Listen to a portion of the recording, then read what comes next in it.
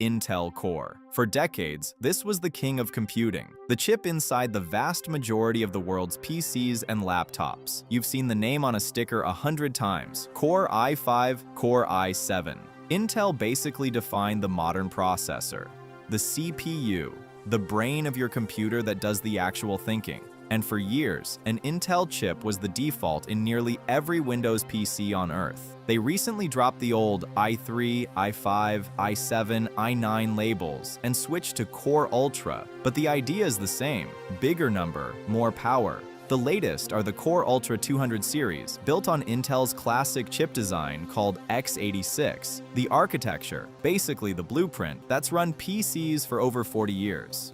But Intel has had a rough few years. Its chips run hot and use a lot of power compared to the competition. And after decades on top, it's been losing the performance crown, especially in gaming. After years of stumbles, Intel is betting on a comeback. Refreshed 200S Plus chips and a big push into AI. But it's playing catch-up now, not leading. Intel is still the biggest name in processors, the one everyone knows. But biggest name and best chip stopped being the same thing a while ago. AMD Ryzen. If Intel was the comfortable old king, AMD is the challenger that actually took the crown. Intel's oldest rival fought its way back with its Ryzen line. And right now, it's the one winning. Unlike Intel, which sat back for years on its lead, AMD never stopped pushing. Ryzen chips use the same x86 design as Intel, so they run the exact same Windows and the same games. They're a straight swap.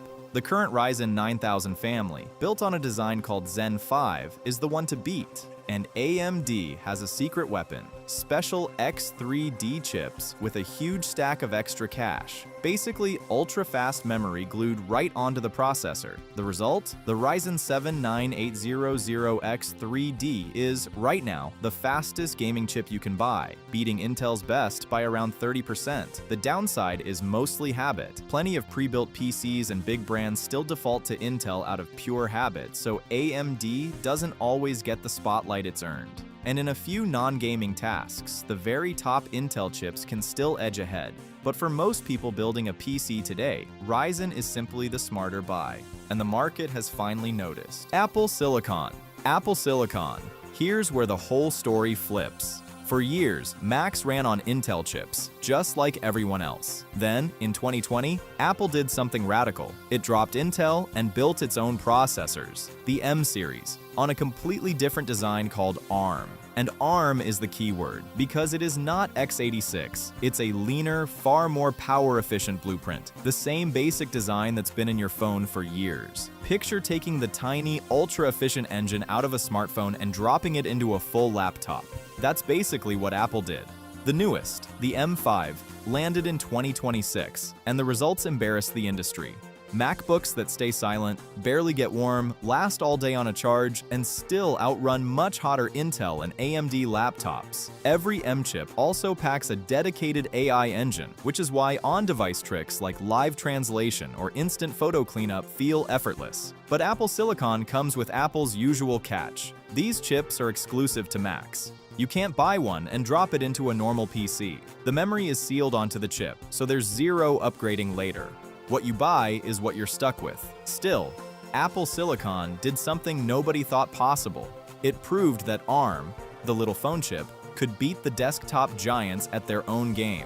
And that opening is exactly where our next chip stepped in. Snapdragon, Qualcomm's chip, and the one in your pocket right now, probably. If Apple proved a phone chip could beat the desktop giants, Snapdragon is the company selling that same superpower to everyone else. For over a decade, it's been the most common processor in Android phones on the planet, built on that same efficient ARM design.